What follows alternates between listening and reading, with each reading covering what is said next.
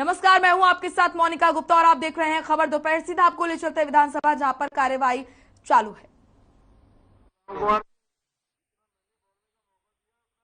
कभी मिला हो और अब भी यही कह रहे हैं कि बोलने का मौका नहीं मिला।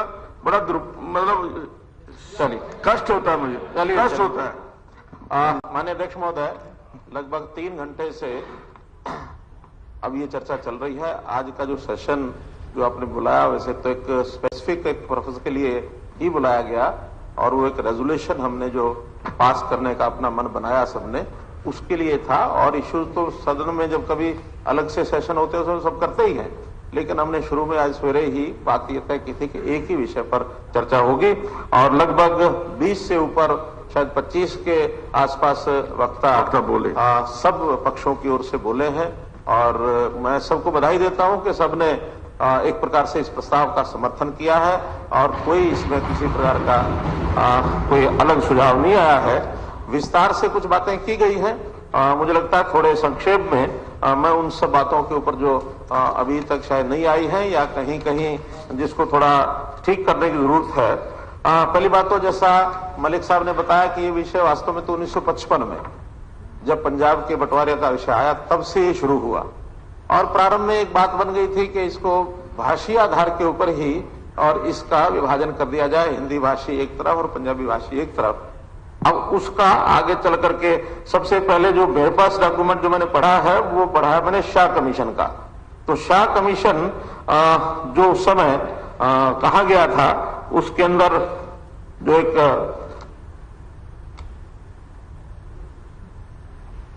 शाह कमीशन में पंजाब सीमा आयोग, शाह आयोग के नाम से विख्यात भारत सरकार द्वारा 23 अप्रैल 1966 यानी विभाजन से पहले इसको गठित किया था। अध्यक्ष न्यायमूर्ति जयश्री शाह। आयोग 31 मई 1966 को सिफारिश की कि खरड़ तहसील, जिसमें चंडीगढ़ परियोजना भी है, उसको हिंदी भाषी राज्य का हिस्सा बनेगी, क्योंकि पाया गया कि खरड़ तहसील में 71.3% जनसंख्या हिंदी भाषी है, इंक्लूडिंग चंडीगढ़। तो ये एक उनकी सिफारिश थी।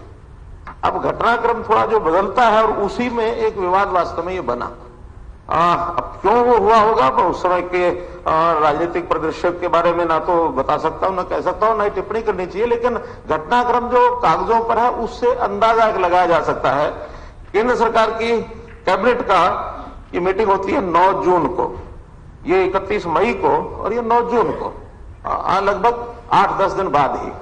उस मीटिंग में केंद्र के 11 मंत्री हैं, अधिकारी हैं और उन्होंने जो फैसला किया, cabinet considered further the recommendations of the Punjab boundary commission in respect of Kharar tehsil and decided that the area of Kharar tehsil included in the Punjabi region should form part of the Punjabi speaking state. The area of tehsil included in Hindi region should form part of new Haryana state. यहां तक तो ठीक है। इसके बाद Chandigarh should be a union territory, ये उसके गठन से पहले का फैसला। It should be the capital of both the new states. The central government should take power to give direction to the new states to regulate the development of control area. मैं समझता हूं अगर यहां ये चंडीगढ़ को यूनियन टेरिटरी न बनाया जाता, उस समय उस फैसले के साथ उसी संदर्भ में लिखा जाता, शायद निर्णय हो सकता आसान हो गया होता, है सब कल्पना ही। लेकिन चूंकि उन्होंने हिंदी भाषी चंडीगढ़ को हरियाणा को दिया और कैबिनेट ने फिर इसको यूनियन टेरिटरी बनाया और उसके बाद फिर शुरू होता है शाह कमीशन के बाद जो 1970 में इंदिरा गांधी अवार्ड। इंदिरा गांधी अवार्ड में एक दिन यह कह दिया गया कि चंडीगढ़ को पंजाब को देना चाहिए और हिंदी भाषी गांव जो है, शायद 105 गांव की चर्चा थी, वो हरियाणा को मिलना चाहिए। तो ये जो 3 घटनाक्रम हुए, शाह कमीशन कुछ और, कैबिनेट में कुछ और फिर इंदिरा गांधी अकॉर्ड उसमें कुछ और, तो जो 3 चीजें अलग अलग हो गई।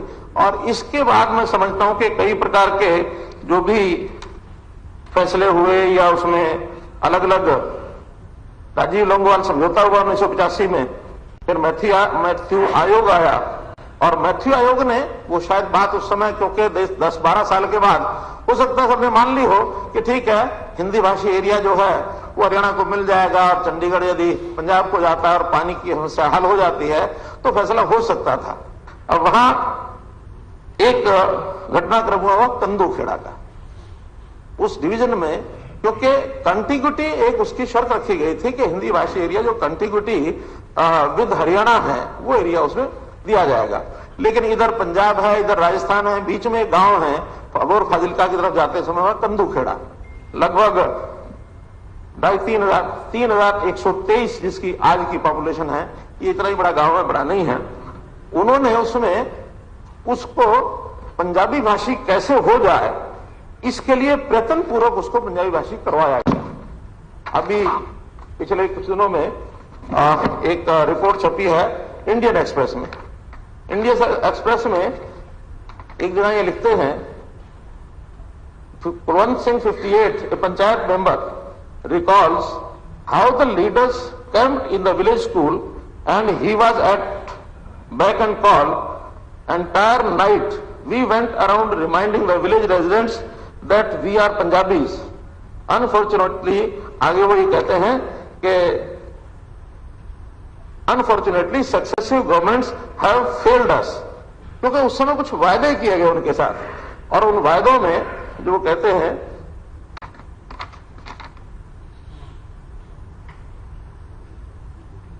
Balwinder Singh, one of the residents जो अभी जिसका उन्होंने लिया है interview, I often tell my father he was one of those who made a mistake of choosing to be with Punjab, I was small then, said Balwinder. और वो कहते हैं कि उस समय के जो वायदे किए गए थे, Barnala promised government employment at least 30-35 youths then. Not one got it. They promised ITI. The panchayat provided them 50 acres of land, but the institute never came to the village. We wish our village had gone to Haryana. Our villages used to look like poor cousins of Haryana villages.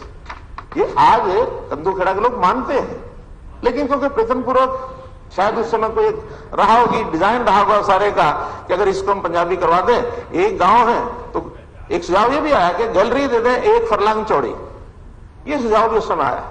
उसको भी फिर बाद में नकार दिया गया कि नहीं, कोई जो रास्ता है कंदूखेड़े का वो नहीं देना है।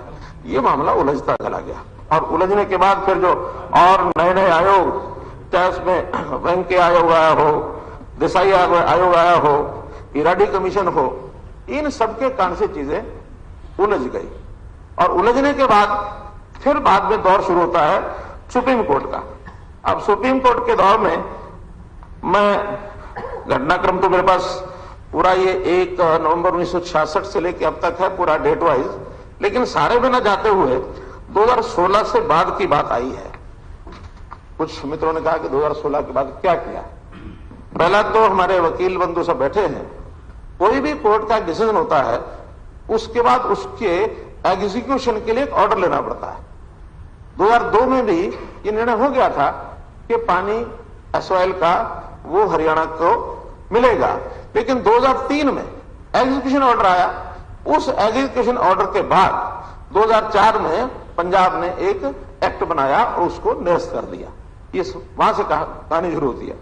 ऐसे ही 2016 में सुप्रीम कोर्ट ने निर्णय दे दिया, लेकिन निर्णय के बाद सुप्रीम कोर्ट ने निर्णय दिया है ये 29/2/16 को the continuous hearing of presidential reference was started by 5 judges, constitutional bench headed by Justice Dave. 17/3/16 को फिर ये हियरिंग हुई है, और इसमें 1/6/16 को फिर सुप्रीम कोर्ट में हियरिंग नहीं, 1/6/16 को state of Haryana filed the present IAS 6/2016 seeking execution and enforcement of this court degree dated 15/1/2। क्योंकि हमने तो जब निर्णय दे दिया तो 15/1/2 के एग्जीक्यूशन का दोबारा से, और वो ऑर्डर इसलिए लेना पड़ा कि वो 2004 में वो समाप्त हुआ, क्योंकि सुप्रीम कोर्ट में केस चला गया, उन्होंने उसको रद्द कर दिया। तो इसलिए एग्जीक्यूशन में कोर्ट के लोगों ने कहा हमको कि इसका एग्जीक्यूशन का ऑर्डर आपको दोबारा लेना पड़ेगा, क्योंकि उस समय के एग्जीक्यूशन के लिए वो एक प्रकार का जिसको कहना चाहिए नलडवाइड इसलिए हो गया कि वो 4 महीने का टाइम दिया था कि आप 4 महीने में इस रोड को सीपीडब्ल्यू के द्वारा सेंट्रल गवर्नमेंट को कहा कि आप बनवाओ।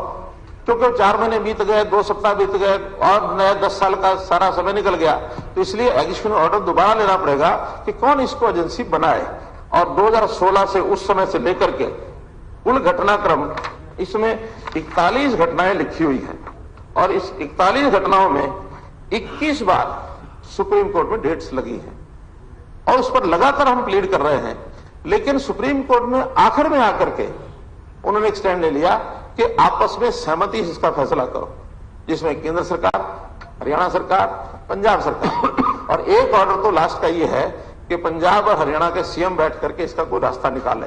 अब हमें बार बार सुप्रीम कोर्ट ऐसा क्यों कह रहा है हमको मालूम नहीं, लेकिन सुप्रीम कोर्ट ने सीधा सीधा कोई एग्जीक्यूशन का ऑर्डर उसका आज समय तक नहीं दिया। लास्ट अगस्त 2020 में जब सीएम पंजाब को बार बार बुलाने के बाद भी वो नहीं आए और आखिर में उन्होंने कहा कि देखिए अब कोविड शुरू हो गया है, क्योंकि कोविड का 2020 में शुरू हो गया था, अब हमारा बैठना इसलिए संभव नहीं है। वो बैठना नहीं चाहते थे। बार बार बुलाने के बाद भी मेरा पर्सनल व्यक्तिगत मैंने कहा एक बार हम सेटिंग करते हैं, हमारी आपकी कोई बात बनती है ठीक है, नहीं तो उठा के सुप्रीम कोर्ट को हमको लिख के दे देंगे। उनका एक ऑर्डर है कि आप एक बार बैठ लीजिए। एक बार भी बैठना नहीं हुआ।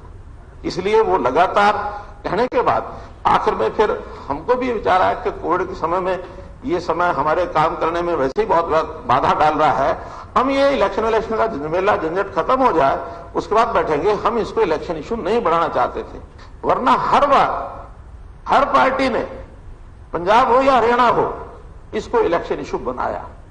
हमने कहा कि नहीं, इलेक्शन इशू बनाने की बजाय काफी चीजें, क्योंकि सुप्रीम कोर्ट ने निर्णय दे दिया है, अब केवल एग्जीक्यूशन का विषय बाकी बचा है। कहीं ऐसा ना हो कि चीज और आगे बढ़ जाए, कोई तलखी हो जाए और चीज कहीं और लंबी ना चली जाए। आज नई सरकार ये आई, हमारी अपेक्षा तो ये थी कि कोई भी नई सरकार आती है उसको नए सिरे से पूरा अपना कामकाज करने का तरीका अपना ढूंढना चाहिए।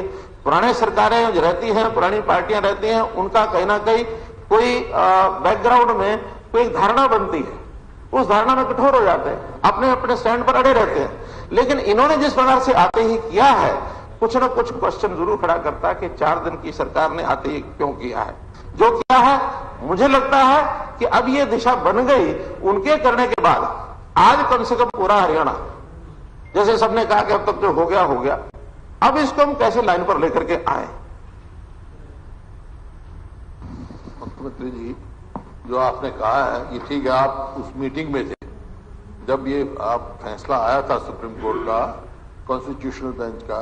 उसके बाद हम राष्ट्रपति जी को भी मिले थे और नहीं बता रहा, उसके बाद गृह मंत्री मिले थे, उसमें आप भी थे और सुप्रीम कोर्ट के वकील भी आए थे। जब ये बात हुई, आपने सवाल पूछा, उन्होंने कहा ये ऑर्डर फाइनलिटी ले चुका है, तो एग्जीक्यूशन का कोई मतलब ही नहीं, अब तो कंटेम्प्ट ऑफ कोर्ट डालो इनके खिलाफ जब बात बनेगी।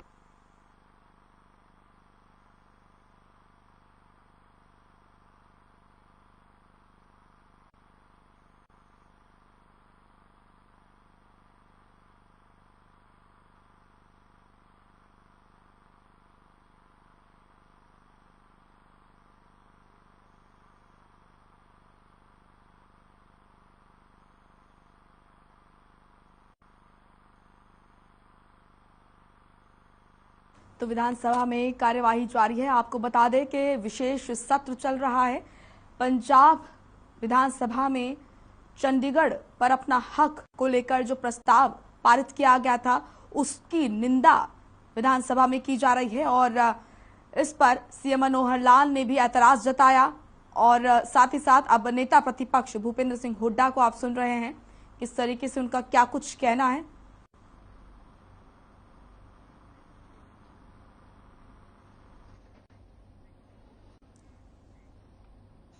तो विधानसभा के इस विशेष सत्र की पल पल की खबर, हर खबर हरियाणा पर आप देख रहे हैं। फिलहाल एक छोटे से ब्रेक के लिए रुक रहे हैं, फौरन लौटेंगे।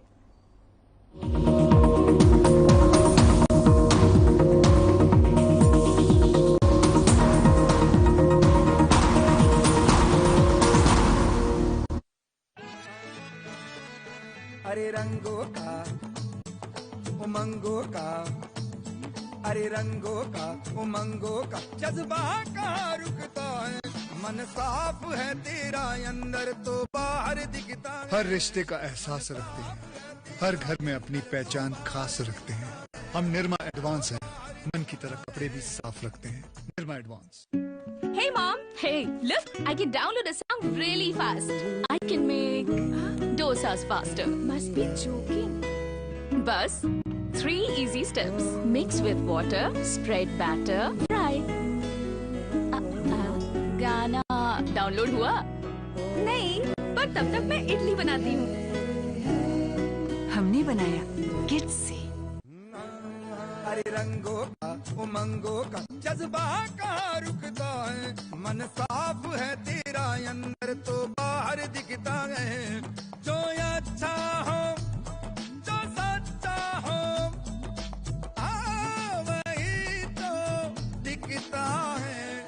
हम निरमा एडवांस हैं, मन की तरह कपड़े भी साफ रखते हैं। निरमा एडवांस। पंजाब है जसप्रीत का ठिकाना, मुंबई है आदर्श का आशियाना, केरल का गोविंदन निवासी, कोलकाता में जन्मे है काशी। हर हिंदुस्तानी की शान ARB बियरिंग्स जोड़े सारा हिंदुस्तान।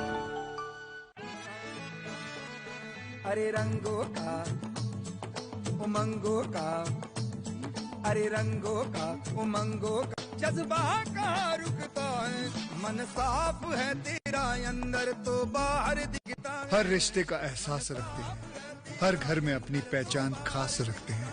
हम निरमा एडवांस हैं, मन की तरह कपड़े भी साफ रखते हैं। Nirma advance. Hey mom, hey, look, I can download a song really fast. I can make dosas faster. Must be joking. Bus, 3 easy steps. Mix with water, spread batter, fry. गाना डाउनलोड हुआ? नहीं, पर तब तक मैं इडली बनाती हूँ। हमने बनाया किड्स से। अरे रंगों का उमंगों का जज्बा कहाँ रुकता है, मन साफ है तेरा अंदर तो बाहर दिखता है। जो अच्छा हो, जो सच्चा हो, वही तो दिखता है। हम निरमा एडवांस हैं, मन की तरह कपड़े भी साफ रखते हैं। निरमा एडवांस।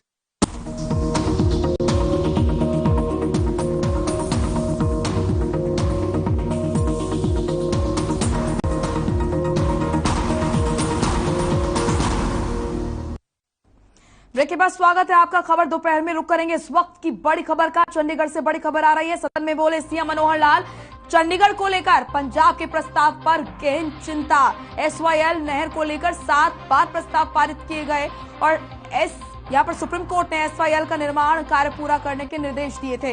SYL के पानी पर हरियाणा का अधिकार है, SYL पर सुप्रीम कोर्ट का फैसला लागू हो, ये कहना है सीएम मनोहर लाल का। इस वक्त की ये बड़ी और अहम जानकारी आपके सामने। आपको बता दें कि विधानसभा के विशेष सत्र में गहन चिंतन मंथन चल रहा है, लगातार चर्चा हो रही है। पंजाब के जरिए चंडीगढ़ पर जो हक जताया गया है और जो प्रस्ताव रखा गया है उसकी निंदा की जा रही है हरियाणा विधानसभा में। और यहाँ पर आप देख रहे हैं किस तरीके से सीएम मनोहर लाल ने यहाँ पर निंदा की है इन तमाम चीजों की। और SYL का मुद्दा है जिसको लेकर उन्होंने अपनी बात रखी। उन्होंने कहा कि सुप्रीम कोर्ट का जो फैसला है वो अमल में लाना चाहिए और वो लागू होना चाहिए। इस वक्त की बड़ी और अहम जानकारी। सदन में बोले सीएम मनोहर लाल, चंडीगढ़ को लेकर पंजाब के प्रस्ताव पर गहन चिंता। SYL नहर को लेकर 7 प्रस्ताव रखे जा चुके हैं। सुप्रीम कोर्ट ने SYL को लेकर जो फैसला सुनाया था वो लागू होना चाहिए। इस वक्त की ये बड़ी और अहम जानकारी आप तक पहुंचा रहे हैं। आपको बता दें कि पंजाब ने जिस तरीके से चंडीगढ़ पर हक को लेकर पूर्ण रूप से हक जताया है और कहा है कि चंडीगढ़ पर पूर्ण रूप से पंजाब का हक है और प्रस्ताव यहां पर रखा गया है, उसकी घोर निंदा यहाँ पर हो रही है हरियाणा में और विधानसभा की कार्यवाही यहाँ पर जारी है। विशेष सत्र इस पर चलाया जा रहा है। विपक्ष और सत्ता पक्ष चिंतन यहाँ पर कर रहा है, मंथन कर रहा है, चर्चा इस पर हो रही है। वहीं इस दौरान जो बड़ी बातें सीएम मनोहर लाल ने कही वो हम आपको बता रहे हैं। आपको बता दें कि उन्होंने कहा SYL पर सुप्रीम कोर्ट का जो फैसला है वो लागू होना चाहिए। सदन में बोले सूबे के मुखिया मनोहर लाल। चंडीगढ़ को लेकर पंजाब के प्रस्ताव पर उन्होंने उसकी निंदा की है। सुप्रीम कोर्ट ने SYL का निर्माण कार्य पूरा करने के निर्देश दिए थे। इस फैसले को लागू करना चाहिए। इस वक्त की बड़ी और अहम जानकारी, महत्वपूर्ण बातें, विधानसभा के विशेष सत्र में क्या कुछ सीएम मनोहर लाल ने कहा, ये हम आपको दे रहे हैं जानकारी। इस वक्त की ये बड़ी और अहम खबर आपके सामने। सदन में बोले सीएम मनोहर लाल। आपको बता दें कि चंडीगढ़ को लेकर पंजाब के प्रस्ताव पर निंदा की गई और इस दौरान सदन में सीएम मनोहर लाल ने क्या कुछ महत्वपूर्ण कहा, यह हम आपको बता रहे हैं। चलिए एक और बड़ी खबर चंडीगढ़ से। सदन में बोले नेता प्रतिपक्ष भूपेंद्र सिंह हुड्डा। चंडीगढ़ का ये मुद्दा गंभीर मामला है। उन्होंने कहा कि सतलुज पर पहले से डैम बन रहा था, सिर्फ राजनीतिक जुमले के लिए पंजाब प्रस्ताव लाया। ये महत्वपूर्ण जानकारी आप तक पहुंचा रहे हैं। नेता प्रतिपक्ष ने क्या कुछ कहा ये आपको बता रहे हैं। पंजाब का प्रस्ताव हरियाणा के लिए गंभीर, हरियाणा को आज तक उसका हिस्सा नहीं मिला है। पंजाब हरियाणा के बीच पानी क्षेत्र और राजधानी का मुद्दा।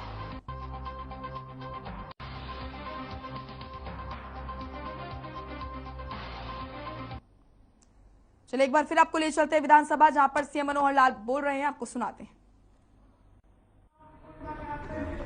बोल तो दिया, अब कितनी बार, कहां ध्यान आपका कहीं और था।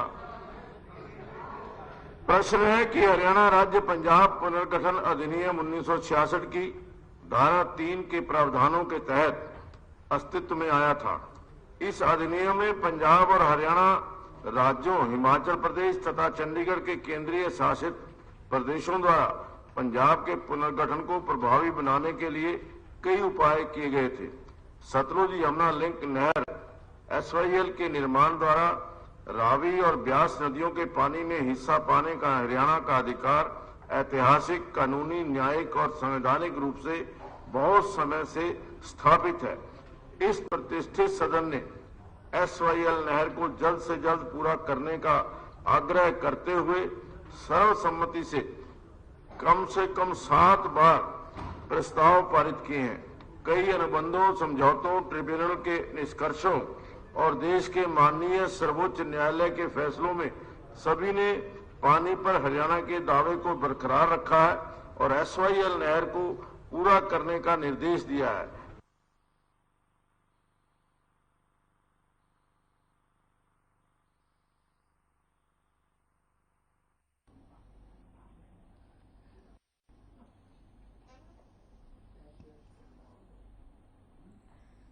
तो विधानसभा का विशेष सत्र जारी है और आप तस्वीरें देख रहे हैं। नेता प्रतिपक्ष भूपेंद्र सिंह हुड्डा अपनी बात रखते हुए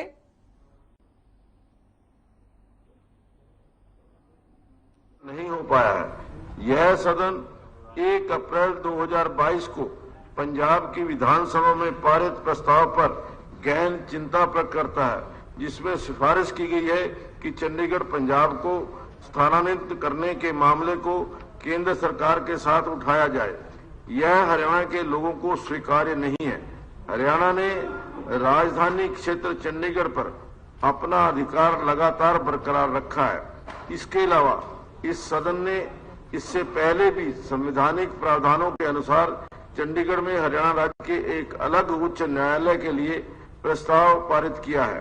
केंद्र सरकार द्वारा हाल ही में भाखड़ा ब्यास प्रबंधन बोर्ड में पूर्णकालिक सदस्यों की नियुक्ति पंजाब पुनर्गठन अधिनियम 1966 की भावना के खिलाफ है, जो नदी योजनाओं को उत्तराधिकारी पंजाब व हरियाणा राज्यों की साझा संपत्ति मानता है। सदन इस बात पर चिंता व्यक्त करता है कि पिछले कुछ वर्षों से केंद्र शासित प्रदेश यूटी चंडीगढ़ के प्रशासन में हरियाणा सरकार से प्रतिनियुक्ति पर जाने वाले अधिकारियों की हिस्सेदारी कम हो रही है। इन परिस्थितियों में यह सदन केंद्र सरकार से आग्रह करता है कि वह ऐसा कोई कदम ना उठाए जिससे मौजूदा संतुलन बिगड़ जाए और जब तक पंजाब के पुनर्गठन से उत्पन्न सभी मुद्दों का समाधान न हो जाए तब तक सद्भाव बना रहे। यह सदन। चलिए फिलहाल खबर दोपहर में इतना ही। एक छोटे से ब्रेक के लिए रुक रहे हैं, फौरन लौटेंगे।